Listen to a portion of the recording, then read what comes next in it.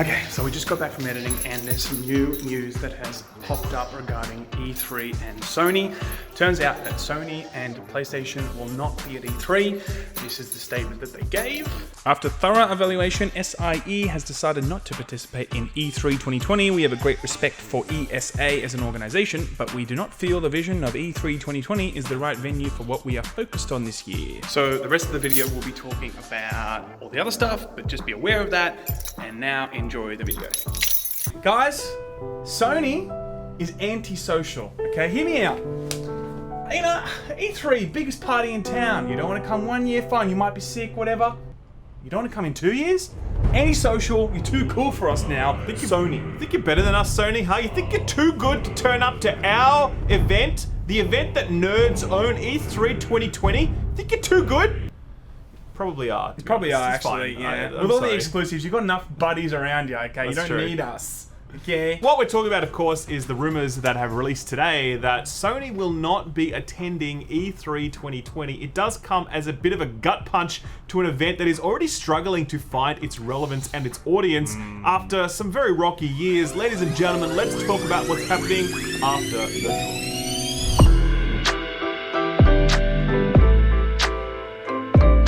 So guys, 2001, let me take you back. Microsoft shows Xbox, all right, with The Rock. The Rock showed the Xbox. So the PlayStation 5 is going to be shown by Rock. Sorry, by paper or scissors. The fact that you found that joke makes it even better. Oh.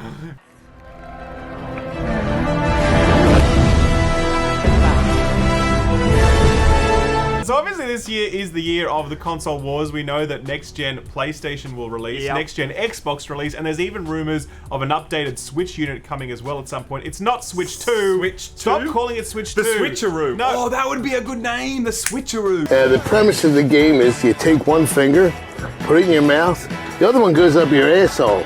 When he says go, you switch. Nintendo Switch. Anyway, the point is new consoles are coming this year. We already know about the Xbox Series X because it was revealed at the Game Awards. We saw the form factor. We're getting information about the specs. We know about their very controversial approach to exclusives and backwards compatibility. And they've also been talking about Project xCloud a lot, right? All so we that kind of stuff. know what's going on for Xbox across the board. We really know absolutely jack shit about the PlayStation 5. No, that's not true. Wait. We know the logo, okay? For the first time, No way. our new logo. No way! No. Oh my god! Oh my god! Besides the life-changing, completely different, completely innovative, all-new Crazy. logo, Okay. we do know actually there's going to be an SSD in there that's going to be pretty good. Super Apparently it's fast. going to make it much easier for open-world environments to load and what have you, like streaming that content off the SSD faster. But apart from that, we don't really know anything apart from like a V-shaped demo kit that like could be photoshopped, but it looks like it's pretty real. It's a real pretty demo kit, but the final unit will absolutely not look like that because I hope it looks it does. ridiculous. It's pretty cool. What we have heard today, though, is that Sony are very close to actually revealing PlayStation 5, and that since they'll do that soon, they're probably going to bow out of E3 2020. Yeah. Let's talk about this rumored PlayStation 5 event first. Apparently, it is going to happen in Feb, which is pretty soon, roughly around the date of the 22nd or so of Feb, okay? Now, that's going to be a dedicated event, not E3, of course, just showing form factor, hopefully, everything about PS5.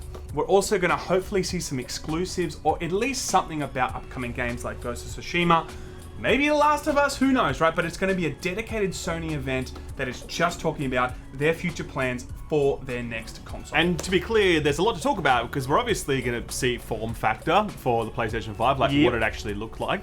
We are going to hear information about PSVR 2 because that's something that Sony have said that they're working on right now and they're very keen on that.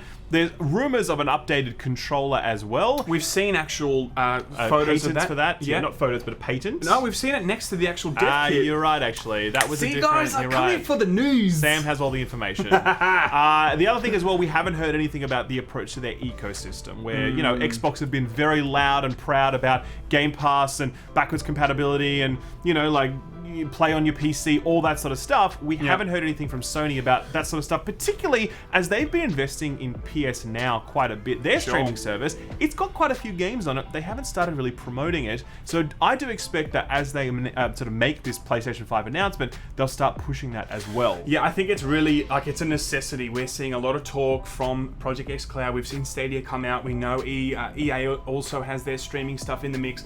PlayStation needs to come out with this event and be like, guys, this is our plans, because we don't really know much about it. And the bigger thing also is it seems like they might not be at E3. Now, this is the second year in a row. First year, I was like, okay, fine. That may be because you don't have a lot of stuff to show. But if you're going to have a dedicated, you know, show to all the stuff that you've got upcoming as well as your new console, I would think that that would be the moment you have an E3 so people can get to know the products and get to know what you're going to be bringing out at the end of the year.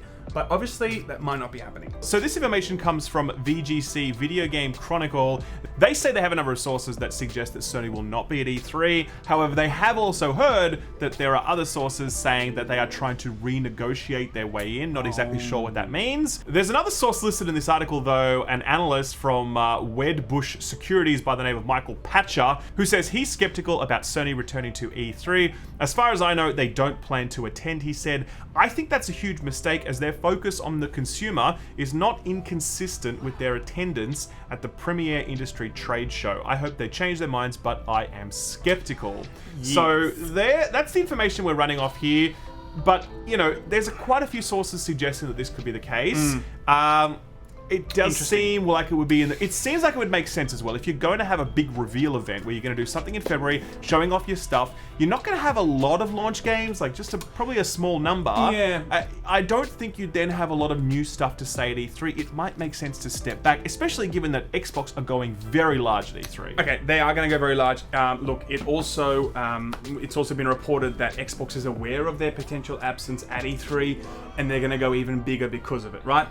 But I personally don't see it that way. If I'm releasing a product and new games, as well as having an event that might show new upcoming games for PS5 or even PS4 and crossing over to PS5, I think E3 is a perfect opportunity to sit down with my consumer and show them and let them potentially go hands-on and show them more and talk about it more at the biggest gaming event in the world. Yeah. I agree with this guy, thinking it is a huge mistake not to actually get, you know, close with that consumer and show them some of the stuff that you've spoken about. Well, you know, look. Okay, let's break this down, because there are different perspectives on this. First of all, we need to talk about the fact that E3 is a struggling event at this point. Yes. Back in the day, it was the gaming mecca. Absolutely everyone was there on the show floor. Full stop. That's it. No excuses.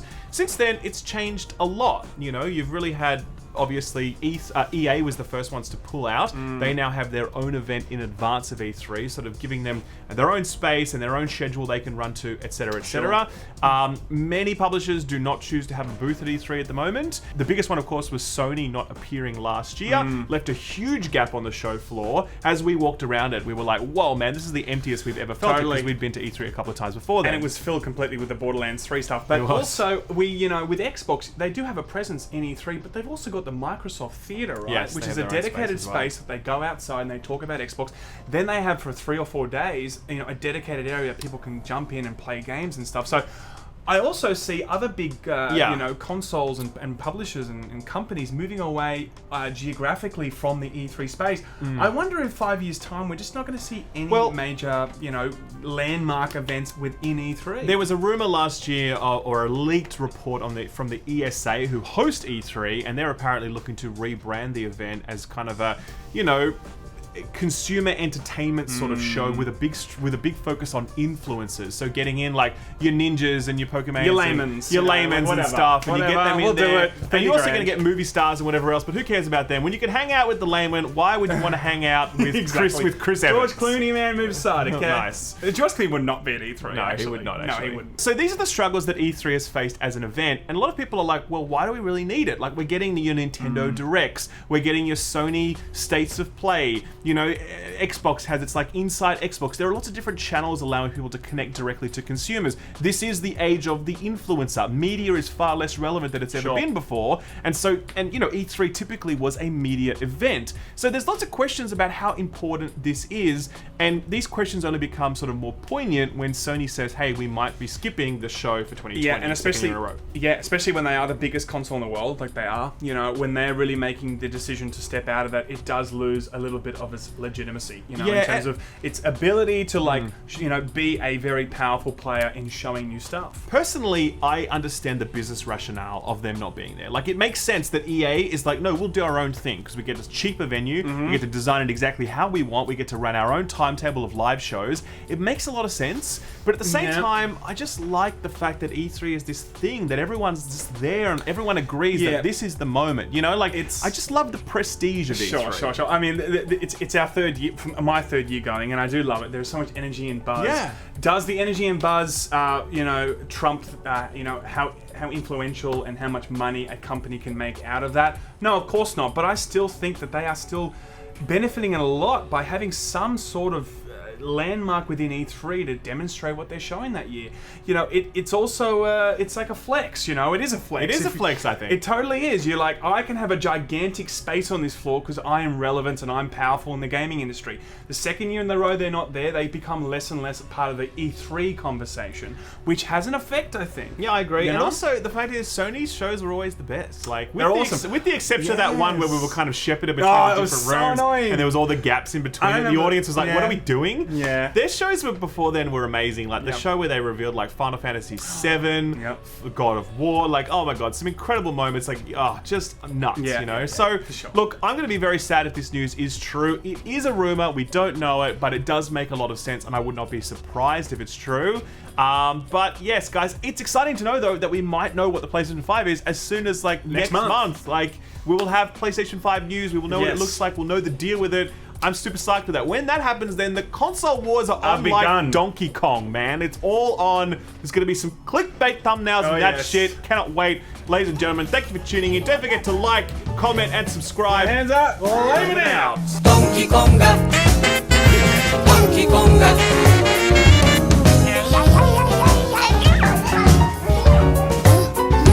Donkey Konga.